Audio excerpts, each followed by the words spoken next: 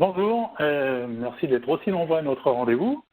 Alors, il s'agit du premier webinaire d'une série de 4 dont le thème du jour est la NFC 1500 et les spécificités de la cuisine et de la salle d'eau. Alors, on va commencer par les spécificités de la cuisine. Donc, ces spécificités ne sont pas très nombreuses, mais elles sont relativement précises. Donc, on va commencer par étudier ce qu'on appelle le circuit électrique spécialisé. Vous verrez qu'il y en a plusieurs. Ensuite, le circuit électrique dédié, qui est un petit peu nouveau depuis quelques années dans la NFC 1500. La notion de prise de communication, la liaison équipotentielle supplémentaire, puisque vous allez voir que dans un cas précis, il y a besoin de faire une ELES. Ensuite, on fera une petite révision sur les sections et les protections et je vous donnerai quelques documents utiles pour pouvoir retravailler ces sujets. En termes de circuit électrique spécialisé, donc j'ai mis au milieu de ce slide plusieurs appareils qui font partie de ceux pour lesquels il faut un circuit électrique spécialisé. En particulier, ce qu'on va retrouver systématiquement et obligatoirement dans une cuisine, une alimentation pour une plaque de cuisson ou pour un four, une cuisinière. On va forcément avoir, je pense, une prise pour une machine à laver la vaisselle. Là, il y a des acronymes dans mon slide, donc c'est MLV. Ensuite, on va pouvoir peut-être trouver une machine à laver le linge également, MLL, et peut-être aussi une machine à sécher le linge. On peut également y retrouver un chauffe-eau, comme un congélateur, peut-être également une chaudière et un appareil de climatisation. Pour les autres appareils, tels chauffage électrique, volet roulant et Storban, on peut également en retrouver, mais vous remarquerez peut-être qu'ils ne sont pas notés avec un petit carré vert comme les autres, tout simplement parce que tous ceux qui ont un petit carré vert ont une particularité, c'est que bien évidemment c'est un circuit spécialisé, mais il ne doit porter que sur un seul appareil, et la ligne ne doit servir que cet appareil depuis un disjoncteur spécifique. Pour les trois autres, comme appareil de chauffage électrique, volet roulant et Storban, eh bien, les circuits spécialisés sont simplement protégés par un disjoncteur, donc monophasé ou triphasé plus neutre, mais bien évidemment, sur cette ligne, on peut avoir plusieurs récepteurs. Par exemple, sur une ligne de volet roulant, on peut avoir plusieurs volets roulants sur la même ligne.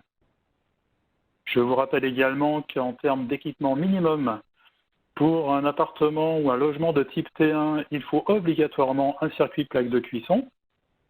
Et ensuite, il faut au moins 2 circuits spécialisés. Donc, alors là, c'est au choix, soit au choix de votre client ou une décision de votre part ou du promoteur. Mais en tout cas, en général, on va bien évidemment y retrouver une machine à laver la vaisselle. Ensuite, pour les appartements de type T2 et plus, eh bien, on retrouve toujours l'obligation d'avoir une plaque de cuisson en termes de circuits spécialisés et à minima 3 circuits spécialisés. Je vous précise également que pour la plaque de cuisson, elle peut être monophasée, bien évident, ou également triphasée plus neutre, et que dans ce cas-là, on a le droit à une boîte de connexion, ou alors une prise 32 ampères mono, ou une prise 20 ampères tri. Pour ce qui est du congélateur, une petite particularité, si la position du congélateur est déjà précisée au moment du chantier, alors vous devez le protéger par un différentiel DDR de 30 mA.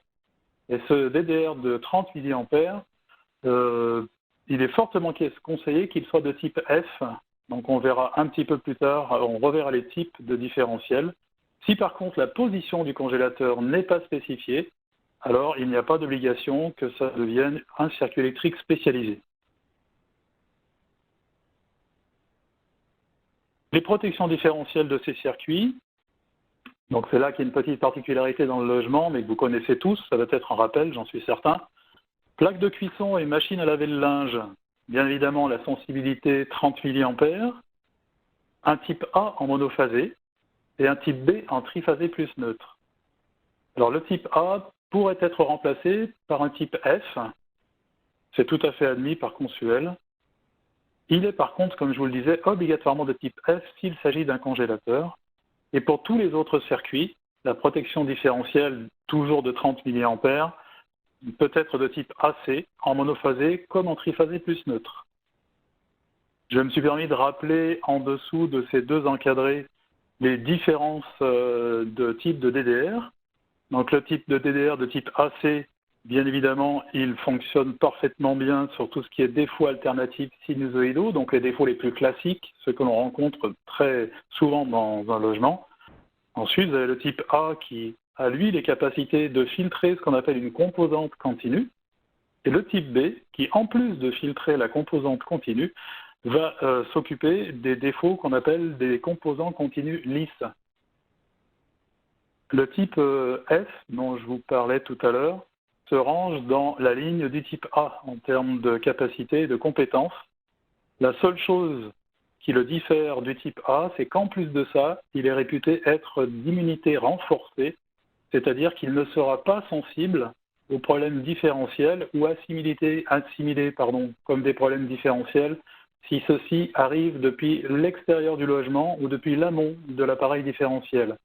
Donc ce qu'on appelle un différentiel de type renforcement immunisé ne s'occupe de traiter que les défauts qui sont en amont, c'est-à-dire vraiment ceux qui remontent de l'appareil, ce qui permet d'avoir une meilleure continuité de service.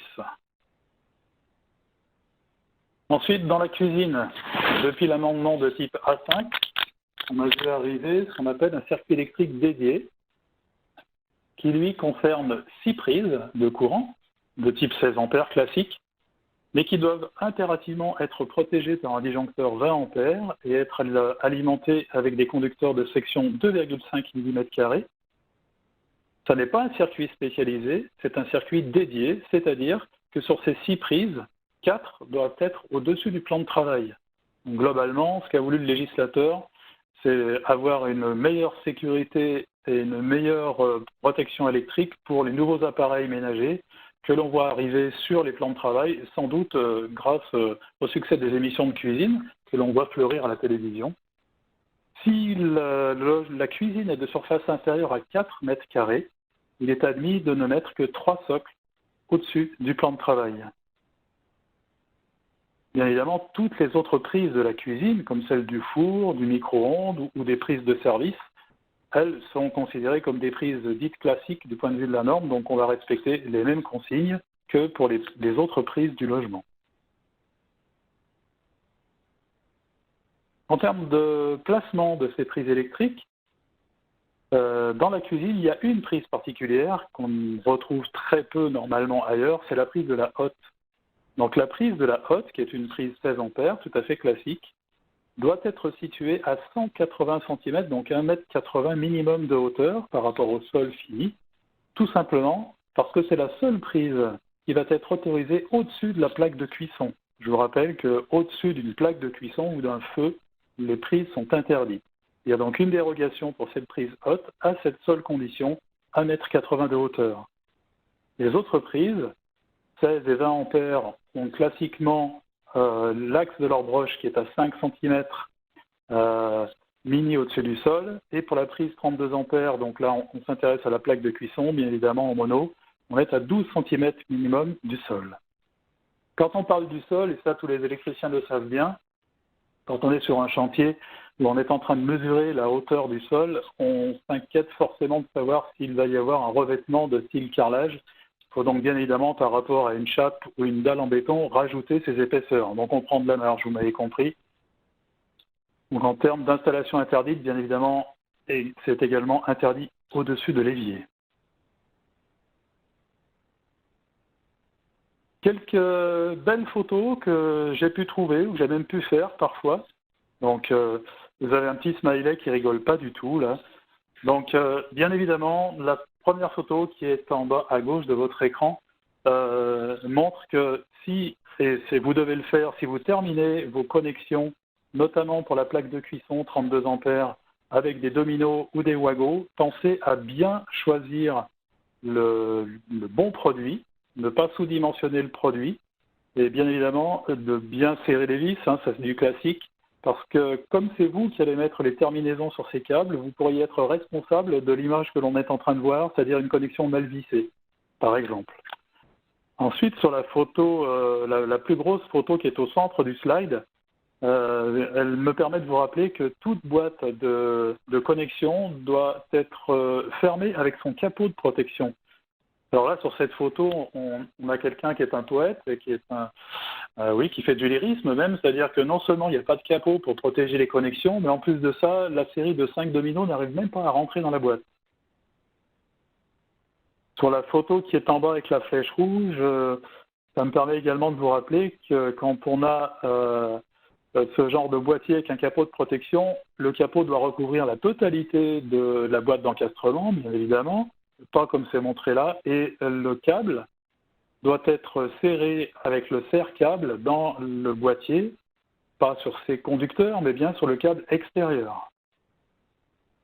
Un autre poète en haut à droite de votre écran qui, lui, carrément s'est permis, sur une arrivée qui déjà n'arrive pas dans une boîte de connexion, n'arrive pas sur une prise, et qui, en plus de ça, redistribue tout un tas de circuits dans la cuisine. Donc ça, c'est formellement interdit, bien évidemment.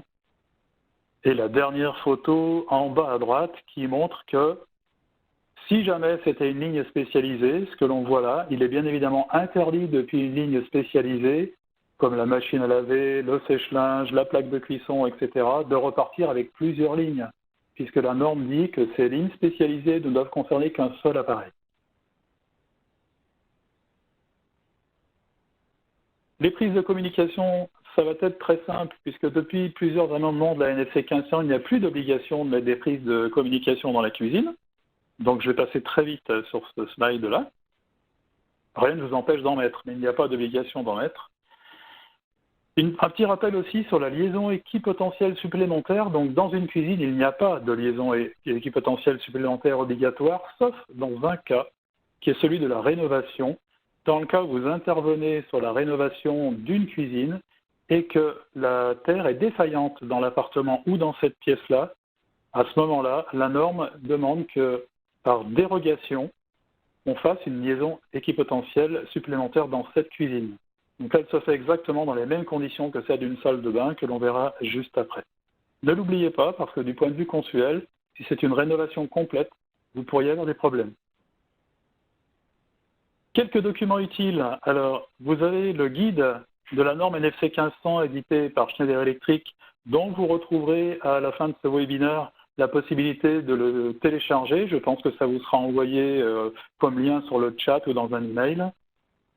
On va revoir ensemble rapidement le tableau des protections. On ne va pas le redétailler, mais pour vous rappeler qu'il y a des protections avec un calibre et des sections de conducteurs minimales. On va en profiter très rapidement pour se rendre compte que dans ce tableau des sections et protections n'apparaissent pas les réfrigérateurs et les micro-ondes qui ne sont pas considérés comme des appareils nécessitant une ligne spécialisée. Je le dis parce que c'est souvent une question qui est posée. J'ai trouvé également des fiches techniques qui sont utilisées par Consuel pour connaître les différents points qu'ils doivent vérifier quand ils font une vérification avant mise en service. Eh bien, on va y retrouver les points dont nous venons de parler ensemble. Donc, vous y allez y retrouver la liaison équipotentielle supplémentaire en mesure compensatoire, par exemple. Donc, la présence des circuits spécialisés, bien évidemment. Et puis surtout, les 6 prises de courant qui sont un circuit dédié à la cuisine. Eh bien, il est 17h45. J'ai tenu le timing, donc il va être maintenant temps pour vous de poser des questions, si vous en avez, et nous allons vous répondre en direct. Nous avons un quart d'heure pour faire ça. Donc, vous avez la parole, enfin, vous avez le clavier en tout cas pour le chat. J'attends donc vos questions. Et je vais relayer vos questions. Donc, je suis Gilles Le Gruffage et je vous ai mis quelques informations dans le chat déjà au fil de l'eau. D'accord. D'abord, bravo Dominique pour avoir à la fois tenu le timing et été aussi clair dans les précisions. Une question qui revient régulièrement, qui est liée à la liaison équipotentielle. Il me semble que tu as déjà abordé le cas, mais on va bien le repréciser. Est-ce qu'une liaison équipotentielle supplémentaire est obligatoire dans la cuisine ? Alors, je vais rappeler ce que je viens de dire. Donc, la liaison équipotentielle supplémentaire est obligatoire dans une cuisine dans un seul cas, dans le cas d'une rénovation et dans le cas où, pour cette rénovation, le circuit de terre est défaillant dans l'appartement ou dans la pièce dans laquelle va se trouver la cuisine. Elle ne peut pas concerner les appartements ou les logements neufs. Dans les logements neufs, la liaison équipotentielle supplémentaire n'est obligatoire que dans les salles de bain ou les salles d'eau. Très clair, merci. Au niveau du micro-ondes, est-ce que c'est un appareil qui est concerné par une prise, une ligne spécialisée, une prise dédiée? Alors non, non, pour une raison assez particulière, c'est que sont concernés par les lignes dites spécialisées que les appareils gros consommateurs d'énergie et en règle générale par les appareils chauffants. Alors si on prend un four, c'est un appareil chauffant. On prend une machine à laver la vaisselle, c'est un appareil chauffant, puisqu'il chauffe l'eau. Dans ces appareils-là, n'est pas compté le congélateur, parce que c'est bien évidemment l'inverse d'un appareil chauffant, sinon il faut vite en changer. Mais par contre, il peut avoir une assez grosse consommation énergétique, et surtout, on cherche à le protéger par un appareil différentiel unique pour la continuité de service. Donc un micro-ondes n'est pas un appareil chauffant en tant que tel, puisqu'il ne produit aucune chaleur. En effet, donc du coup, le micro-ondes et la hotte, je peux les raccorder sur le même circuit que les prises du plan de travail? Eh bien non, Gilles. Et non, c'était le piège. Non, non, le circuit dédié, celui qu'on appelle le circuit dédié pour le plan de travail, est un circuit qui ne peut comporter que des prises sur lesquelles on va raccorder des appareils électroménagers, du style robot, etc., grille-pain. Ils doivent être sur le plan de travail pour au moins 4 de ces prises. Et ensuite, pour la hotte et le micro-ondes, on va plutôt utiliser un circuit de prise dit classique. Ok. Au point de vue des éclairages, est-ce qu'un éclairage sous les meubles hauts, comme on en trouve dans pas mal de cuisines, est obligatoire? Alors, la seule chose que nous impose la NFC 1500, c'est un point d'éclairage, si possible central, avec un point de commande à l'entrée de la pièce. Donc, quand on a lu cette phrase, eh bien, on en conclut que l'éclairage sous les meubles n'est pas obligatoire. Il est possible, on peut toujours rajouter des éclairages, mais il n'est pas obligatoire. Il est quand même conseillé. Oui, bien sûr. Tu as parlé tout à l'heure des prises de courant qui n'étaient pas autorisées au-dessus de la plaque de cuisson, hormis la prise dédiée à la hotte, mais à une certaine hauteur. Est-ce que ces prises sont autorisées à côté de la plaque de cuisson? Alors, absolument, on fait une projection des côtés, des flancs droits et des flancs gauches de la plaque de cuisson, et à partir de cette limite-là, on peut commencer à avoir des prises de courant. Okay. Il était quand même assez rare d'avoir ces dimensions-là, parce que quand on intervient pour une cuisine dans le neuf ou même en rénovation, on a rarement le plan de travail déjà installé avec la plaque de cuisson installée. Donc forcément, on va chercher à savoir où elle est, et puis on va prendre un petit peu de marge quand même, on ne va pas prendre de risques. Okay. Une question toujours sur les circuits spécialisés, est-ce qu'il y a des préconisations, puisqu'on a vu que les obligations étaient très restreintes, est-ce qu'il y a des préconisations pour choisir les bons circuits spécialisés au regard du nombre de prises obligatoires? Qu'est-ce que tu veux dire par choisir les circuits? C'est pas forcément très clair, est-ce que tu peux me repréciser ta question? Tu as indiqué tout à l'heure qu'il y avait une prise qui était, un circuit, ligne spécialisée dédiée qui était très identifié et d'autres qu'on pouvait affecter au lave-linge, au lave-vaisselle, à autres. Oui. Est-ce qu'il y a une préconisation en l'absence de choix de l'utilisateur? Alors malheureusement, j'en ai jamais trouvé de préconisation. On a un métier dans lequel il faut aussi être très logique et très souvent. Donc dans une cuisine, aussi petite soit-elle, on va à peu près souvent, si ce n'est pas tout le temps, trouver une machine à laver la vaisselle. Donc il y a au moins une prise spécialisée machine à la vaisselle dans une cuisine. Après, savoir si l'utilisateur final, qu'on ne verra peut-être jamais d'ailleurs, va installer aussi une machine à laver et aussi un sèche-linge, on ne le sait pas. Donc on se doit de poser la question et d'essayer de trouver la réponse. Il y a des choses évidentes, si on a le plan d'un architecte Un des rôles de l'architecte, c'est de placer aussi ces éléments-là. Donc normalement, il les a dessinés sur son plan, on n'a pas de questions à se poser. Mais si on est en direct avec le client, ce sont des questions qu'il faut lui poser. Et il est rare qu'on puisse faire le choix à 100% tout seul quand même. Effectivement, c'est du bon sens. Si on réalise un circuit spécialisé pour le congélateur, il y aura évidemment un différentiel puisqu'on va le mettre sur prise. Est-ce qu'il est préconisé, imposé un différentiel spécifique pour cette prise congélateur? Alors, du point de vue normatif, il n'y a pas d'imposition de type de différentiel. Tout ce qu'on demande, c'est que la ligne spécialisée soit là essentiellement pour ce qu'on appelle la continuité de service. C'est-à-dire, si j'ai un congélateur qui est protégé par un disjoncteur qui lui est propre et protégé par un différentiel qui lui est propre, s'il y a un problème différentiel dans le logement autre que venant du congélateur et que celui-ci est donc protégé dans les conditions que je viens d'énoncer, eh bien ce congélateur sera toujours en service, même si toute une rangée du tableau a été a sauté parce que le différentiel a détecté un problème ailleurs dans une prise qui est au garage, par exemple. Donc l'objectif, c'est vraiment que le congélateur soit isolé des problèmes différentiels avec son propre appareil. Donc si on veut que cela soit complètement efficace, il est nécessaire d'utiliser un différentiel de type super-immunisé.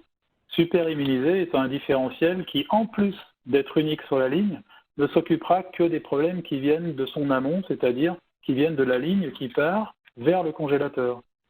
Donc, le fait d'avoir un seul différentiel, c'est qu'on est sûr qu'il ne sautera pas parce qu'il ne fait pas partie d'une rangée dans laquelle il y a d'autres appareils. Et en même temps, si on le prend bien super immunisé, on est certain que les problèmes qui viennent de l'extérieur n'influeront pas non plus ce différentiel. C'est peut-être un petit peu technique, j'espère avoir été clair.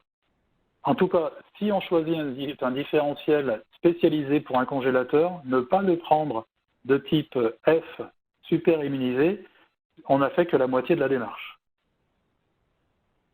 Je pense que c'est très clair. Puisqu'on est dans les différentiels et les différents types de différentiels, est-ce que tu saurais nous rappeler quand on doit utiliser un DDR de type A pour quels appareils? Alors, le DDR de type A, selon la norme, n'est imposé. Alors, on parle bien de la cuisine, là, je ne parle pas du reste de la maison. Il est imposé dans le cas de la plaque de cuisson et de la machine à laver le linge. Donc là, on est côté. Je vais vous repasser le slide, je crois. Si je n'ai pas dit de bêtises, on doit l'avoir quelque part, ça. Est-ce que vous voyez mon écran? Là, je vous ai repassé le slide sur lequel il y a la réponse. Donc, plaque de cuisson et machine à laver le linge pour l'obligation du type A en monophasé. Est-ce que tu m'entends, Gilles? Je n'ai plus de son. Oui, je t'entends, je vois le slide, effectivement. D'accord, très bien. La question complète était: est-ce qu'un DDR de type AC pourrait se déclencher de manière intempestive pour une machine à laver la vaisselle? Alors, c'est plutôt l'inverse en fait. Si on utilise un appareil différentiel de type AC et qu'il protège la ligne, entre autres, d'une machine à laver la vaisselle, excuse-moi, répète ta question parce que je crois que j'en ai mangé un morceau. Est-ce que tu peux répéter? Donc là, ton slide précise qu'on va utiliser un type A pour une plaque de cuisson, oui, et une machine à laver le linge, et tous les autres circuits, oui, étant en type AC. La question est: est-ce qu'un type AC pourrait se déclencher de manière intempestive pour un lave-vaisselle?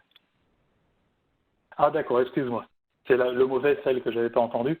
Donc je recommence ma réponse de la même manière. En fait, le législateur a manifestement, à mon sens, oublié les lave-vaisselle et les sèche-linges, puisque l'intérêt d'utiliser un type A vient simplement du fait que les appareils style plaque de cuisson et lave-linge sont quasiment tous aujourd'hui des appareils avec un tableau de commande électronique, surtout les plaques de cuisson vitrocéramique, avec tout le système de déclenchement par contact du doigt sur une plaque en verre. Il y a une grosse électronique là-dessous pour que ça fonctionne. Et la problématique de l'électronique, c'est qu'elle fait ce qu'on appelle renvoyer sur le réseau, donc sur la ligne de 130 volts, ce qu'on appelle une composante continue. Je ne vais pas vous faire le détail de ce que c'est qu'une composante continue, mais globalement, c'est une pollution. Et cette pollution, elle a un effet particulier, c'est que sur un appareil différentiel classique, donc de type AC, ce qu'elle va faire, on appelle ça un aveuglement du différentiel, c'est-à-dire que cette composante continue, en remontant le circuit, elle va interagir avec l'électronique qui est à l'intérieur du différentiel de type AC, et elle va l'aveugler, c'est-à-dire qu'elle va le mettre en stand-by. Et si jamais un problème différentiel complètement normal arrivait à ce moment-là, le type AC ne déclencherait pas. Donc quand on met un type A, c'est justement pour que le type A, en fait, c'est un appareil de type AC plus une fonction qui sépare la composante continue pour ne pas la traiter, justement, et n'envoyer que l'alternative sinusoïdale au circuit qui traite le différentiel. Donc si je mettais un différentiel une machine à laver la vaisselle derrière un différentiel de type AC, ça ne sauterait pas intempestivement, ça serait exactement le contraire, ça pourrait ne pas sauter à cause de ce phénomène. Donc globalement, vous pouvez, si vous le souhaitez, vous pouvez mettre un type A aussi pour le lave-linge, un type A aussi pour le sèche-linge, vous ferez de la surprotection, malgré qu'elle ne soit pas obligatoire, pour l'instant dans la norme. Bon, je pense que la précision était importante. On va sortir des différentiels, je pense, pour la dernière question. Et on va s'attaquer aux protections sur intensité. Le courant admissible d'une prise de courant est de 16 ampères. Peut-on vraiment protéger avec un disjoncteur 20 ampères? Alors, est-ce qu'on parle toujours des circuits spécialisés? Oui. Non, la question, je pense, est d'ordre plus général. Oui. Alors, il faut savoir que je vais parler de la cuisine pour élargir le débat un petit peu après. Tous les appareils chauffants dont on a parlé tout à l'heure, prenons un four, prenons une machine à laver la vaisselle par exemple, sont des appareils qui ne consomment pas plus de 8 à 9 ampères très grand maximum, même pour un four électrique. Donc quand on branche un four électrique sur une prise 16 ampères, il faut savoir que on dit que c'est une prise 16 ampères, mais en fait elle n'est pas capable de faire passer 16 ampères au-delà de plusieurs minutes. Si on retourne cette prise et qu'on regarde bien ces indications, à l'arrière de la prise, il est marqué 10/16 ampères. Le 10 voulant dire que c'est l'intensité maximum qu'elle peut supporter pendant un temps long, et 16 ampères étant l'intensité maximum qu'elle peut supporter en pointe. Donc je reviens en arrière par rapport à une explication. J'ai une prise réputée 16 ampères, comme on les appelle habituellement. Je mets un four qui consomme 8 ampères, je suis en dessous des 10 ampères permanents dont je viens de vous parler. Donc la prise ne chauffera pas particulièrement. Et on va mettre en bout de cette ligne, bien évidemment avec des conducteurs en 2,5 mm², on va mettre en bout de cette ligne un disjoncteur dont le calibre est de 20 ampères. Alors là, on se dit, alors pourquoi on est en train de m'expliquer qu'un four c'est 8 ampères et on met un 20 ampères en tête? Eh bien 20 ampères en tête, tout simplement, parce que c'est au-delà du double de ce que consomme le four. Donc si je fais 2 fois 8, ça fait 16 ampères, d'accord? Et 20 ampères, ça permet d'être bien au-deçà de ce qui permettrait au disjoncteur de s'échauffer de manière anormale. Si je fais passer 8 ampères dans un disjoncteur de 10 ampères, il est fait pour, il n'y a pas de problème, il ne sautera pas parce que ce n'est pas sa fonction, on est en dessous de son calibre. Par contre, il va s'échauffer de manière anormale et ses fonctions de rapidité d'ouverture et de détection de défauts vont perdre en qualité, c'est-à-dire qu'elles vont déclencher un peu plus tard que ce qui est normalement prévu. Donc pour éviter ce phénomène, quand on a un four, on met une ligne spécialisée avec un 20 ampères en tête, il voit passer en permanence 8 ampères, donc il ne s'échauffe pas et il réagira à la vitesse normalisée et faite pour.